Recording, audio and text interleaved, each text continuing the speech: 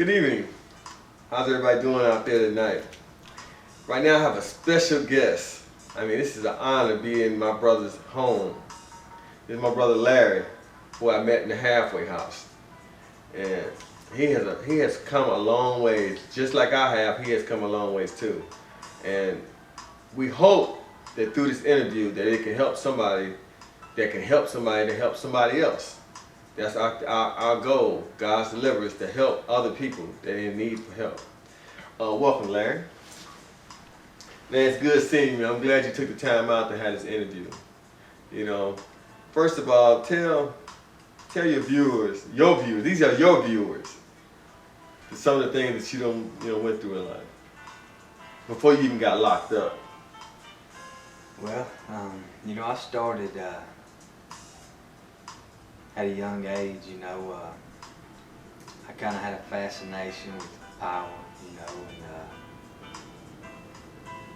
the life of crime, I guess you'd say. I know about it. I grew up, the age of 14, I guess, was my first arrest. They got me for grand theft auto, me and another guy. They say pot, doesn't affect you in those kind of ways. And it may not, but I know only thing we had done that day is we just got through smoking a joint. Mm-hmm. And so we smoked that joint, and we were, I guess we were talking about taking off and going here, there, whatever, maybe Florida or something. I don't remember the exact. But we hit that joint, and we were in the parking lot with some automobiles. It may have been a car lot. Mm-hmm. But we found one with the keys in it, so we jump in it. Here we go. Before we even get out of the parking lot, we hit another car. What? Yeah, so the police got after us, and so that was my first big felony. When I was in school, I had I was in behavior classes growing up. Mm-hmm. I was always in trouble even from kindergarten. They was just giving me yellow slips and all. Anyway, and then I got on up in the middle school. I manipulated my way through a lot of things too, and Haven't we all? I had a friend, he was in, they were fixing to take me out of BD classes. Mm-hmm. That's behavior disorder, if you didn't know. There was a teacher that she liked me a lot, and she was going to take me out. I was going to go into regular class. But Give me your insight on this. As you got older and everything, how do you feel about, when you started, a pattern of getting in trouble and everything? Was it something in your past, or was it something in your growing up that caused you to veer to that course, or what you think caused you? So she said, yeah, and put me in this psychoeducation. Well, I got in there with those other kids and everything, and I started acting, crazy like the rest of them. But anyway, to go on with the story, they got me. I was in a class, and a teacher, I got into it with another student. Well, the teacher had got in the way, and he claimed he got hit. Well, they charged me with assault and battery, So this was at like I said, at 14. I played out and got put on probation for assault and battery and grand theft auto. Mm-hmm. From there, I went to boot camp a couple of times, juvenile boot camp. Did they do anything for you? Got me in shape. Okay. Yeah, That's all it did. And it changed under this. Well, I was kind of, like I said, fascinated with the life of crime and all. So, I had inquired. I had learned a little bit about gangs. I learned all the, what they called knowledge and lit back then, and so I learned a lot of that. Just to, I don't know. Like I said, it interested me. Okay, so. I read, while I was in there though, I would pick up the Bible and read a little bit here and there. I didn't really understand what was going on. So later, 18, 19, I remember getting arrested one time, like 17 or 18 times in 1 month.